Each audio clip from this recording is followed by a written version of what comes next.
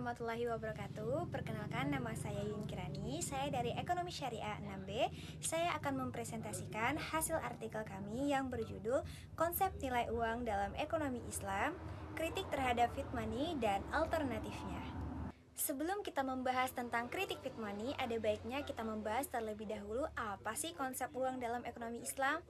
Uang dalam ekonomi Islam merupakan suatu nilai kesatuan yang dipergunakan oleh masyarakat untuk mendapatkan suatu barang yang mereka inginkan. Nah, konsep uang dalam ekonomi Islam ini merupakan nilai yang kesatuan seperti emas dan juga perak yang nilainya itu tidak bisa turun. Nah, dalam ekonomi Islam juga uang tidak boleh diperjualbelikan, dalam kata lain adanya unsur riba.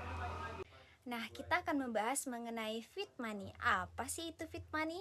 Fiat money merupakan penjelasan dari uang kertas. Nah, fiat money itu merupakan nilai kesatuan yang sering kita pakai sebagai nilai alat tukar untuk membeli barang.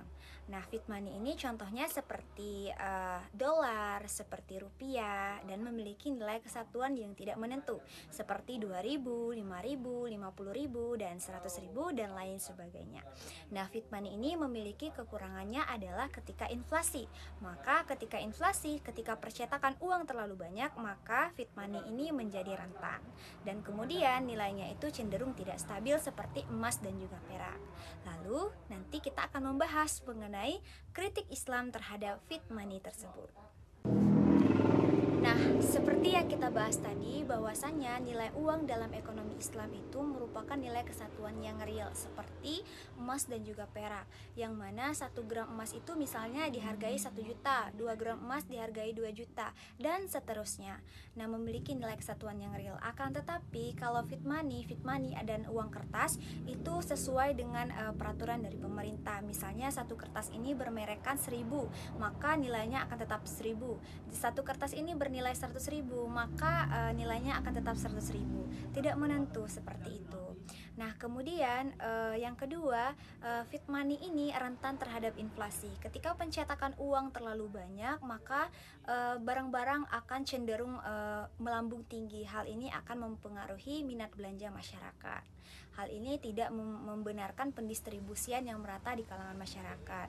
Nah, mungkin itulah kritikan dari pandangan ekonomi Islam mengenai fiat money tersebut. Adapun alternatif ataupun solusi sesuai dengan pandangan ekonomi Islam mengenai fiat money ini, kita harus menggunakan emas dan perak sebagai alat tukar.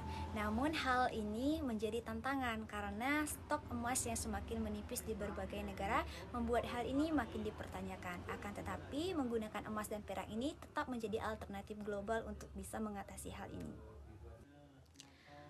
Oleh karena itu, dalam Islam menetapkan ada beberapa tujuan untuk menggunakan uang tersebut agar sesuai dengan syariat. Yang pertama itu sebagai alat tukar. Nah, seperti kita menukar uang nih, kita menukar uang 100.000 dengan 100.000, akan tetapi tidak menggunakan jangka. Nah, hal ini tidak terbilang sebagai pinjaman, akan tetapi untuk menukar uang tersebut. Misalnya kita ingin menukar THR nih, uang 100.000 menjadi 2.000 nih.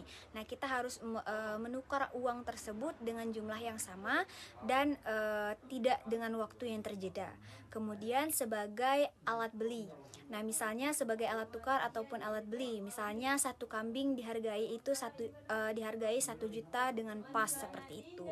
Nah, jadi alat tukar ini, uang ini ditukar dengan kambing seperti itu. Tidak diperuntukkan seperti pinjaman ataupun hal lain yang memang mengandung unsur riba, ma'isyir dan lain.